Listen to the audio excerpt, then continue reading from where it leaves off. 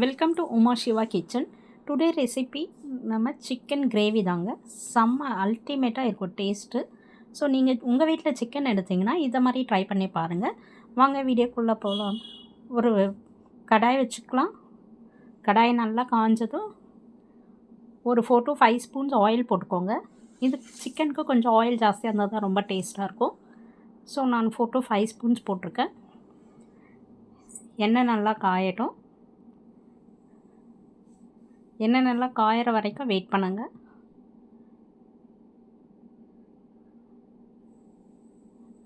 இப்போ நல்லா காஞ்சிடுச்சு. நம்மளுக்கு தேவையான பட்டை லவங்கம் போட்டுக்கலாம். ஒரு 3 லவங்கம், ஒரு 5-6 சின்ன சின்ன பீஸ் வந்துட்டு பட்டை போட்டிருக்கேன். இந்த ரெசிபிக்கு இது பட்டை லவங்கமே போதும். ஸோ நல்லா பொரிஞ்சதும் ஆனியன் வந்துட்டு ஒரு 4 மீடியம் சைஸ் ஆனியனை வச்சுருக்கேன். ஸோ அதை நல்லா கலந்து விட்டுக்கோங்க. நல்லா வதக்கணும். இது 1/2 kg சிக்கனுக்கு தான் இந்த 4 மீடியம் சைஸ் வெங்காயம். உங்களுக்கு ஜாஸ்தி பேர் இருந்தாங்கன்னா ஜாஸ்தி சிக்கன்னாக்கா அதுக்கேற்ற மாதிரி கூட்டவோ குறைச்சிக்கவோ பண்ணிக்கோங்க. ஈஸியாக சீக்கிரமாக வதங்கணுன்னா சால்ட்டு போட்டுக்கலாம்.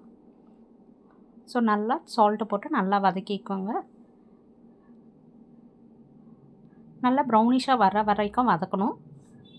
அப்போ தான் இந்த கிரேவி வந்து நல்லா டேஸ்ட் வரும். இப்போ வந்து இஞ்சி பூண்டு பேஸ்ட்டு போட்டுடலாம்.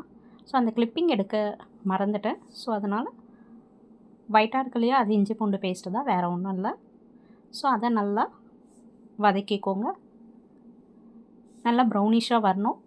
அடி பிடிக்காத அளவுக்கு நம்ம வதக்கிக்கிட்டே இருக்கணும். கடாயில் அடி பிடிக்கக்கூடாது. நல்லா ப்ரௌனிஷ் ஆகிற வரைக்கும் வதக்குங்க. நல்லா வதக்கி கொடுத்துக்கோங்க. பாருங்க நல்லா ப்ரௌனிஷாக கொஞ்சம் கொஞ்சமாக கலர் சேஞ்ச் ஆகிட்டு வருது. ஸோ இப்போ பாருங்கள் நல்லா அந்த அடி பிடிக்கிற மாதிரி இருக்கு இல்லையா, அதெல்லாம் நல்லா நம்ம எடுத்துடணும். தக்காளி வந்துட்டு ஒரு 1/2 தக்காளி தான். தக்காளி பெரிய தக்காளியில் பாதி தக்காளி நிறைய சேர்த்துக்கோங்க. தக்காளி போட்டிங்கன்னா உங்களுக்கு வந்துட்டு புளிப்பாயிடும். ஸோ ரெசிபியை தக்காளி போட்டு நல்லா வதக்கிக்கோங்க. ஸோ அதனால் பாதி தக்காளி போட்டுக்கலாம். நல்லா வதக்கி கொடுத்துக்கோங்க பாதி தக்காளி போட்டுட்டு. இப்போ சிக்கன் வந்துட்டு வாஷ் பண்ணி வச்சுருக்கிறது நான் வந்துட்டு 1/2 kg சிக்கன் வச்சுருக்கேன். ஸோ இந்த வெங்காயம் தக்காளி நான் நல்லா பரட்டி எல்லாமே ஒரு 5 minutes வந்துட்டு பிளெண்ட் ஆகிற அளவு பரட்டி விட்டுக்கோங்க. நம்ம கலந்து விட்டுக்கலாம்.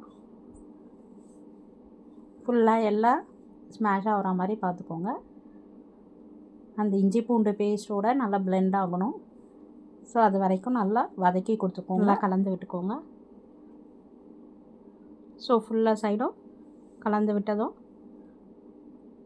நம்ம மிளகாத்தூள் போட்டுக்கலாம். நல்லா வீட்டில் அரைச்ச மிளகாத்தூள் தான் நம்ம போட போகிறோம். ஸோ அதனால் தனியாத்தூள் தனியாக எல்லா சைடும் நம்மளுக்கு வந்துட்டு அந்த அரைச்சதுனால மிளகாய் தனியாக எல்லாமே தான் அரைட்டாயிடுச்சு. ஸோ அதனால் நீங்கள் தனியாக வந்துட்டு நம்ம சேர்க்க தேவையில்லை. மிளகாத்தூள் போட்டுக்கலாம். ஒரு 3 மிளகாத்தூள் உங்களுக்கு காரத்துக்கு ஏற்ற மாதிரி வீட்டில் அரைச்சது போடுறேன். நான் ஒரு 3 ஸ்பூன் காரத்துக்கு ஏற்ற மாதிரி நீங்கள் இது வீட்டில் அரைக்கிற மிளகாத்தூள் தான். ஸோ எல்லாம் மிக்ஸ்டு மிளகாத்தூள், மிளகா, சிக்கன், தனியாக எல்லாம் போட்டு அரைக்கணும். அந்த மிளகாத்தூள் தான் இருக்கும். ஸோ தனியாத்தூள் நான் அதனால் ஆட் பண்ணலை, போட்டிருக்கேன். ஸோ சால்ட்டு போட்டுக்கோங்க. இதுவும் நல்லா கலந்துக்கு ஏற்ற மாதிரி சால்ட்டு நல்லா ஃபுல்லாக நல்லா கலந்து மசாலா எல்லாமே வந்துட்டு பாருங்கள். மிளகாத்தூள் எல்லா சைடும் பரட்டி விட்டுக்கோங்க. ஸோ எல்லா சைடும் போயிட்டு இதுலேயே பாதி வந்துட்டு குக் ஆகிடும் நம்மளுக்கு சிக்கனு. நல்லா இந்த மாதிரி வதக்கும் போதே நம்மளுக்கு ஸோ இந்த குக்கு பாதி ஸ்டேஜில் நம்ம கொஞ்சம் கருவேப்பிலை எண்ணெய் நல்லா பிரிஞ்சு கருவேப்பிலை போட்டிங்கனாக்கா அந்த வதங்குற டைமில் நம்மளுக்கு அந்த ஃப்ளேவர் கருவேப்பிலை போட்டுருங்க. ஸோ அதனால் கருவேப்பிலை போடுறோம். கலந்து விட்டு கொஞ்சமாக போட்டுக்கோங்க. லாஸ்ட்டாக கொஞ்சம் போட்டுக்கலாம். இது பாருங்கள் ஃபுல்லாக நல்லா சைடாக எல்லா சைடும் வந்துச்சு. எல்லா சைடும் எண்ணெய் பிரிகிற ஸ்டேஜில் நம்ம மிளகாத்தூள் எல்லாம் மசாலா வந்துட்டு பிளெண்ட் ஆயிடுச்சு. ஸோ தண்ணி வந்துட்டு தண்ணி வேகிற அளவுக்கு தண்ணி ஊற்றிக்கோங்க. வேகிறதுக்கு ஏற்ற மாதிரி கறியெல்லாம் முழுகிற அளவுக்கு தண்ணி ஊற்றிக்கோங்க. அதுதான் ஒரு 3 கிளாஸ் தண்ணி ஊற்றிருக்கேன். ஸோ நம்மளுக்கு கிரேவி நல்லா வரணும் இல்லையா, ஸோ அந்த வெங்காயம்லாம் நல்லா வேந்துருங்க. நம்மளுக்கு கிரேவியாக வரணும். நல்லா எல்லா சைடும் கலந்து கறி முழுகிற அளவுக்கு தண்ணி பாருங்கள். உப்பு காரம் எல்லாம் கரெக்டாக இருக்கான்னு சொல்லிட்டு ஊற்றிட்டு மூடி வச்சுருங்க. மூடி வச்சுட்டு ஹை ஃப்ளேமில் மீடியம் ஃப்ளேம் மாற்றி மாற்றி வச்சுக்கோங்க. ஏன்னா அடி பிடிக்கக்கூடாது நம்மளுக்கு. இப்போ எடுத்து பாருங்கள். இப்போ கொஞ்சம் வெந்திருக்கு, கொஞ்சம் வெந்துருச்சு. பட் தண்ணியாக இருக்குது குழம்பு. ஸோ இது நல்லா இன்னும் நல்லா கிரேவியாக வேணும். ஸோ நல்லா இன்னும் கொஞ்சம் ஹை ஃப்ளேமில் வச்சு நல்லா பண்ணுங்கள். ஸ்டேஜில் மிளகுத்தூள் போட்டுக்கோங்க. 1 or 2 ஸ்பூன்ஸ் காரத்துக்கு ஏற்ற மாதிரி நல்லா போட்டு கொஞ்சம் நேரம் கலரி விட்டு இறக்கிக்கலாம். அவ்வளோதாங்க. கருவேப்பிலை கொத்தமல்லி போட்டு